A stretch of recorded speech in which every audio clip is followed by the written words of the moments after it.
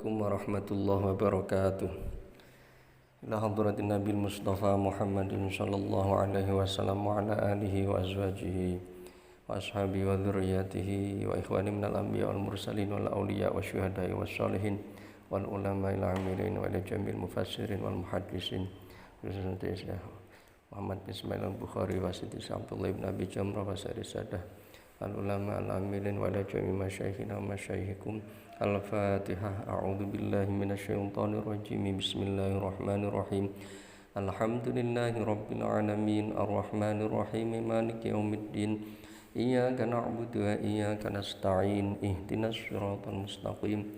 Siratal ladzina an'amta 'alaihim ghairil maghdubi 'alaihim waladdallin. Amin. Bismillahirrahmanirrahim. Alhamdulillahilladzi faddalana bi anwa'in ni'am adh-dhahirah wal batinah.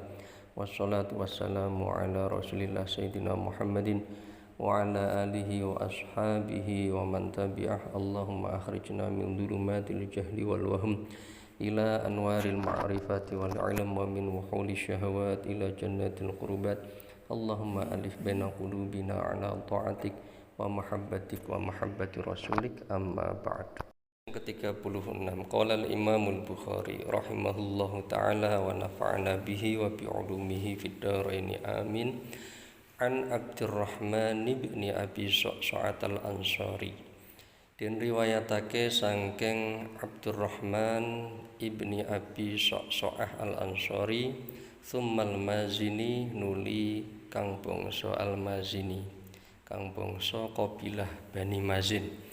An abihi saking bapake Abdurrahman kang asma Abdullah, annahu sak temene bapake Abdurrahman sing jenenge Abdullah, akhbara iku sampun paring kabar sinten Abdullahu ing Abdurrahman, anna Aba Sa'idin ing sak temene sahabat Abu Sa'id al-Khudri, sahabat Abu Sa'id al-Khudri, qala iku empun dawuh sinten sahabat Abu Sa'id al-Khudri lahu maring bapake Abdurrahman sing aran Abdullah.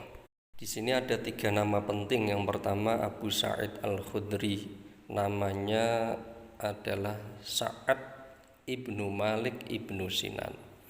Abu Sa'id Al-Khudri ini sebutan kunyah beliau, nama aslinya adalah Sa'ad, putra dari Malik, cucu dari Sinan. Abu Sa'id Al-Khudri ini lahir 10 tahun sebelum Nabi hijrah, sehingga ketika berada di Madinah di awal tahun hijrah itu usia Abu Sa'id Al-Khudri baru 10 tahun, masih sangat muda, setara usianya dengan Anas bin Malik. Bersama Rasulullah selama 10-an tahun di Madinah. Di saat Rasulullah wafat berarti usia Abu Sa'id Al-Khudri sekitar 11-an tahun. Banyak kisah mengenai Abu Sa'id Al-Khudri selama bersama Rasulullah Muhammad sallallahu alaihi wasallam di usia yang masih sangat belia itu, sama dengan Anas bin Malik usia 10 tahun sampai 11 tahun bersama Rasulullah ini. Di antaranya adalah ketika tahun 3 Hijriah beliau berkeinginan untuk ikut membantu perjuangan Rasulullah Shallallahu Alaihi Wasallam di perang Uhud, dan oleh ayahnya yang bernama Malik dibawa ke hadapan Rasulullah, dan kemudian Rasulullah melarang karena usia Sa'ad atau Abu Sa'id Al-Khudri ini masih sangat muda sekali, yaitu 13 tahun. Ini menunjukkan Rasulullah Shallallahu Alaihi Wasallam sangat sayang sekali terhadap anak-anak yang masih kecil, masih muda, masih punya masa depan yang perlu diarahkan pada hal-hal yang positif untuk perang yang sepuh-sepuh dulu. Jadi perang Uhud ini ayahnya yang namanya Malik termasuk syuhada Uhud. Dia meninggal di perang Uhud tersebut, sehingga di usia 13 tahun Abu Sa'id Al-Khudri ini sudah tidak punya ayah. Abu Sa'id Al-Khudri ini kemudian setelah Rasulullah wafat menceritakan kisah-kisah mengenai Rasulullah di Madinah, sampai beliau nanti meninggal sekitar tahun 70-an. Tepatnya ada yang mengatakan tahun 74 Hijriah. Usianya panjang sekali sampai 84 tahun.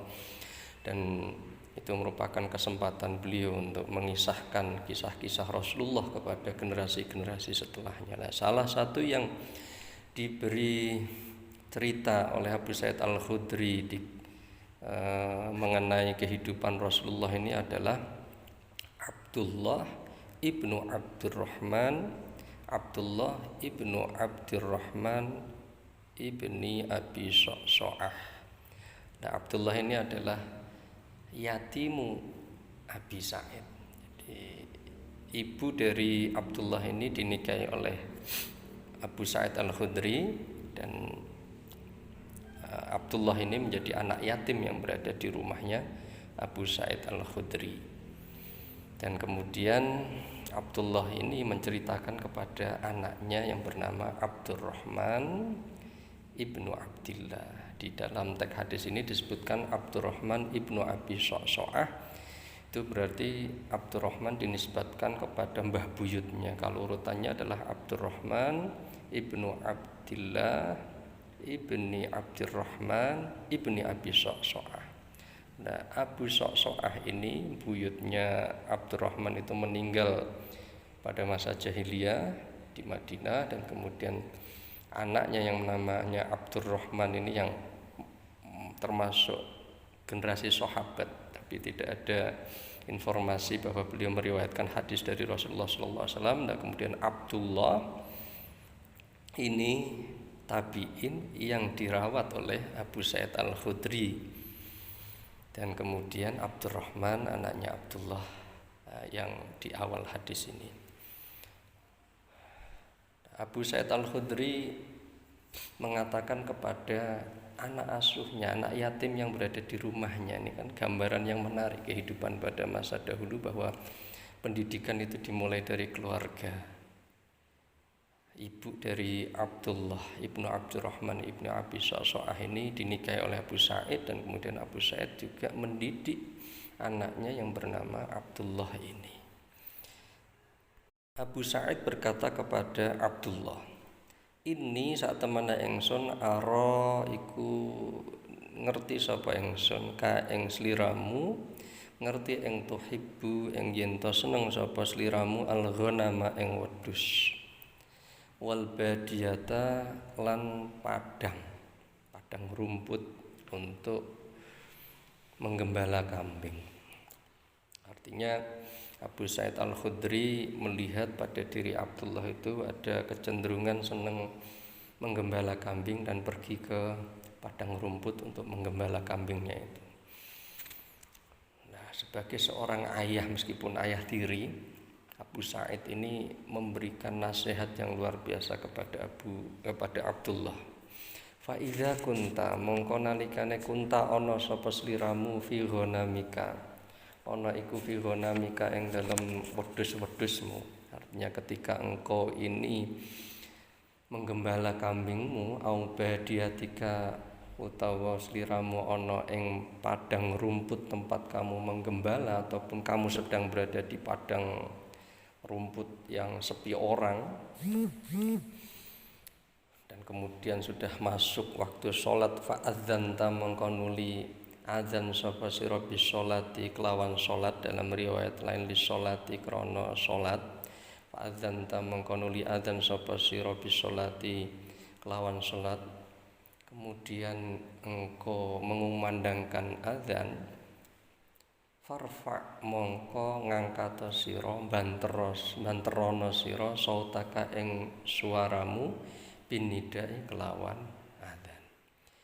Ketika engkau berada di padang rumput menggembala kambing, ataupun tidak sedang menggembala kambing pun, kemudian masuk waktu sholat dan engkau mau melakukan sholat dan engkau mengumandangkan adzan, maka ketika adzan keraskanlah suaramu.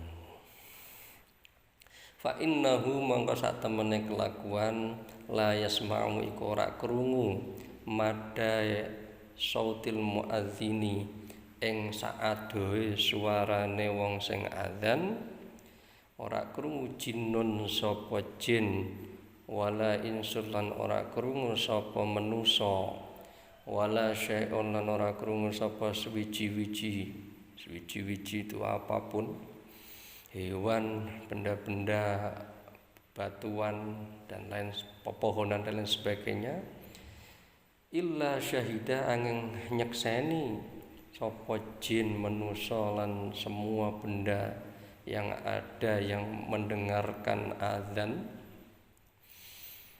lahu manfaati kanggo wong sing azan mau yaumal qiyamati besok ing dalem dina kiamat. Wahai Abdullah, jika engkau berada di padang rumput menggembala kambing ataupun sedang berada di padang rumput dan tidak menggembala kambing pun, dan engkau kemudian mengumandangkan azan karena sudah masuk waktu sholat, maka ketika kamu mengumandangkan azan itu keraskanlah suaramu, karena sesungguhnya semua makhluk Allah Subhanahu wa ta'ala, jin, manusia, benda-benda apapun, bebatuan, pohon dan lain sebagainya yang mendengar suara azan seorang muadzin itu besok di hari kiamat akan menjadi saksi yang memberikan manfaat kepada orang yang azan itu. Qala Abu Sa'idin, qala dawuh Abu Sa'idin sinten sahabat Abu Sa'id Al-Khudri,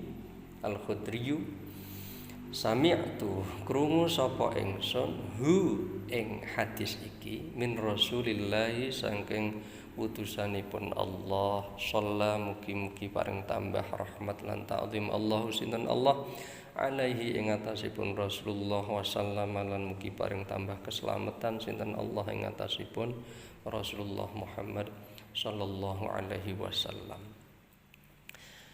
Hadis ini banyak pelajaran yang bisa kita ambil. Yang pertama yang tadi, bahwa Abu Sa'id Al-Khudri punya perhatian yang luar biasa di dalam keluarganya untuk mendidik putranya, meskipun bukan putra aslinya tapi putra dari istri beliau yang namanya Abdullah ini, yang yatim, kemudian dirawat oleh Abu Sa'id Al-Khudri, dididik di dalam keluarga, dan salah satu yang diajarkan oleh Abu Sa'id Al-Khudri adalah yang kita baca saat sekarang ini. Hai Abdullah, jika engkau berada di padang rumput menggembala kambing, kalau kamu azan, keraskanlah suara azanmu. Ini menunjukkan bahwa Abu Sa'id Al-Khudri berkeinginan bahwa putranya tersebut menjalankan sunnah Rasulullah Sallallahu Alaihi Wasallam. Begitu perhatiannya kepada anak-anak untuk menjalankan sunnah Rasulullah Sallallahu Alaihi Wasallam. Kemudian yang kedua, di sini diucapkan oleh Abu Sa'id Al-Khudri fa'adzanta bis-shalah. Ini menunjukkan bahwa Abu Sa'id Al-Khudri sudah memahami bahwa Abdullah putra tirinya ini sudah terbiasa, dan memang pada waktu itu menjadi kebiasaan azan untuk sholat apapun, sholat fardu utamanya, bukan hanya ketika sholat jamaah tapi juga ketika sholat munfarid, ketika sholat sendirian mereka juga melakukan azan. Dan memang di dalam kesimpulan fikih kan seperti itu, azan itu tidak hanya disunahkan ketika mau sholat jamaah, tapi ketika sholat sendirian pun tetap disunahkan untuk azan. Ini merupakan satu hikmah yang luar biasa. Azan itu diawali dengan azan. Jadi umpama kita sholat sendiri, azan terlebih dahulu, itu terasa luar biasa rasanya. Ada prakondisi sebelum melakukan sholat. Dari mulai wudu kita sudah siap untuk membersihkan diri menghadap Allah Subhanahu wa ta'ala, bersih zahirnya, dan juga kita niati untuk membersihkan batin kita dari dosa-dosa. Dan kemudian kita mulai dengan azan. Di sana kita mengikrarkan diri bahwa Allahu Akbar, hanya Allah yang Maha Agung. Sifat jalalnya Allah, keagungan Allah kita kumandangkan dan kita proklamirkan pada diri kita sendiri bahwa Allah itu yang Maha Agung. Kemudian kita juga bersaksi atas wahdaniyahnya Allah. Kemudian kita bersaksi bahwa kita ini mengikuti ajaran Rasulullah Muhammad SAW dengan 2 syahadat itu. Kemudian kita juga mengajak diri kita sendiri untuk berdoa, munajat kepada Allah melalui sholat hayya 'alas sholat. Kemudian kita juga mengajak pada diri kita sendiri untuk hayya 'alal falah. Al-falah itu kesuksesan, kebahagiaan. Kalau dalam kamus-kamus Arab itu dimaknai al-fauz wan najah wal baqa fil khairi wan ni'am. Dikata kuncinya adalah al-baqa fil khairi wan ni'am. Kebahagiaan yang tidak hanya sebentar, tapi kebahagiaan yang berterusan dan abadi. Nah, di dalam azan itu prakondisi sebelum melakukan sholat untuk kita mengingat bahwa kita ini makhluknya Allah yang dhaif, Allah itu maha agung. Kemudian kita menyatakan diri bahwa kita ini hamba Allah dan kita ini adalah pengikut Rasulullah Muhammad SAW yang berkeinginan untuk mendapatkan al-falah, kebahagiaan abadi, bukan hanya kebahagiaan setahun, 2 tahun, sehari, 2 hari, tapi kebahagiaan abadi. Nah, ini disunahkan bagi siapapun yang mau melakukan sholat, utamanya sholat wajib, untuk adzan disunahkan meskipun sholat sendirian. Nah, ini sudah menjadi kebiasaan pada masa itu, terlihat dari kalimat fa'adzanta bis-shalah. Abu Sa'id Al-Khudri melihat Abdullah sudah biasa kalau melakukan adzan itu, tapi Abu Sa'id ingin memberikan tambahan kesunahan yang biasa dilakukan oleh Abdullah ini, yaitu dengan farfa' sautaka bin nida. Kalau engkau ada, tinggikan suaramu, keraskan suaramu. Keinginan seorang ayah kepada anak tirinya supaya kesunahan ditambah kesunahan lagi. Kesunahan azan untuk sholat munfarid ataupun sholat berjamaah, dan juga ditambah dengan kesunahan mengeraskan suara. Nah, ini luar biasa perhatian Abu Sa'id Al-Khudri kepada putranya Abdullah ini. Dan memang kemudian di dalam fikih disimpulkan bahwa mengeraskan suara sewaktu azan itu kesunahan. Kalau sholatnya sendirian, ya, yang minimal sunnahnya itu adalah melebihi suaranya itu melebihi pendengaran dia. Tapi kalau sholat jamaah melebihi didengarkan 1 orang. Nah, ini pembahasan panjangnya nanti bisa dibuka di kitab-kitab fikih. Tapi yang penting di sini farfa' sautaka bin nida, Abu Sa'id Al-Khudri memberikan pesan kepada Abdullah untuk menambahi kesunahannya azan dengan kesunahan mengeraskan suara sewaktu azan. Nah, kenapa? Karena di dalam hadis ini diterangkan semua makhluk Allah yang mendengarkan azan itu besok di akhirat akan menjadi saksi yang memberi manfaat kepada orang yang azan itu. Jadi orang-orang atau makhluk-makhluk itu suaranya dulu waktu di dunia azan, ya Allah, dan itu merupakan suatu kebanggaan besok di akhirat. Ini suatu kebanggaan juga bagi para muadzin yang mengumandangkan azan setiap waktu, dan kita harus berterima kasih kepada para muadzin ini, dan kita juga mestinya terdorong untuk melakukan azan ini. Kemudian hal berikutnya yang menarik juga di hadis ini, di bagian akhir disebutkan Abu Sa'id mengatakan sami'tuhu min Rasulillah. Abu Sa'id tadi sudah kita gambarkan usianya antara 10 tahun sampai usia 11 tahun bersama Rasulullah di Madinah. Berarti di usia itulah Abu Sa'id itu mendengarkan sabda Rasulullah ini, dan Rasulullah waktu itu usianya sudah 53 tahun ke atas. Kalau mulai tahun 1 Hijriah kan 53 tahun, Rasulullah wafat usia 63 tahun. Betapa anak kecil waktu itu luar biasa punya perhatian terhadap Rasulullah Shallallahu Alaihi Wasallam.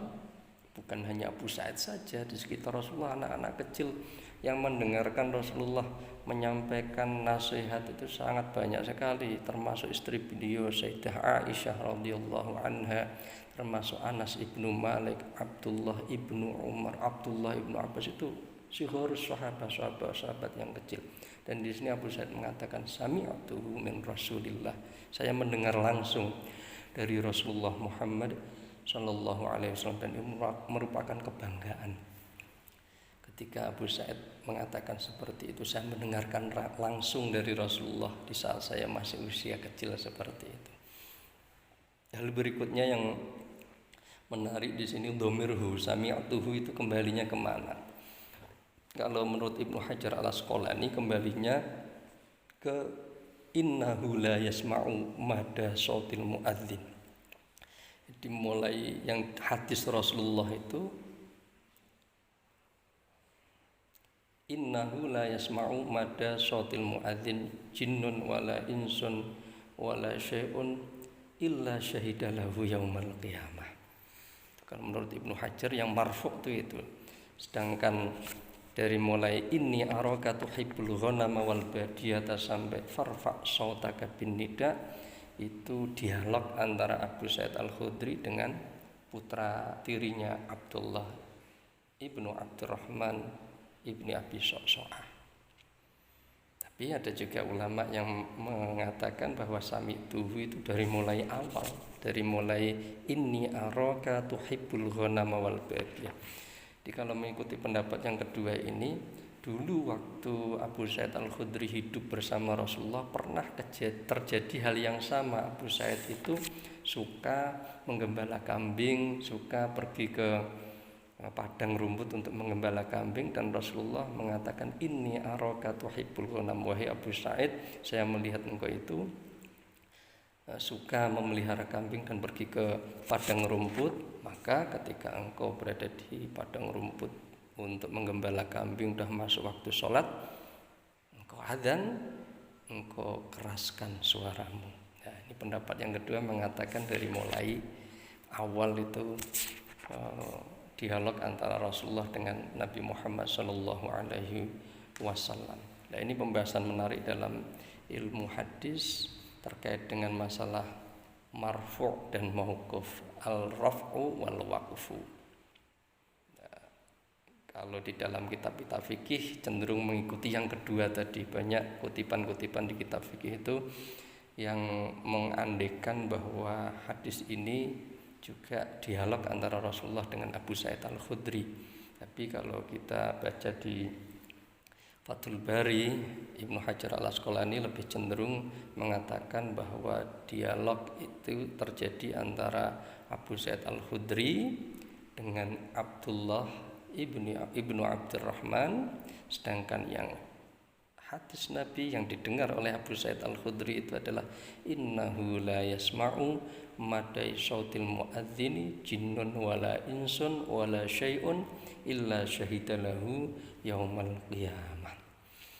Hadis ini di dalam kitab Sahih Bukhari berada di Kitabul Adzan, dan ini merupakan hadis yang menerangkan tentang keutamaan mengumandangkan azan, keutamaan yang akan diperoleh oleh seorang muadzin, dan juga keutamaan mengeraskan suara ketika azan. Wallahu a'lam bishawab.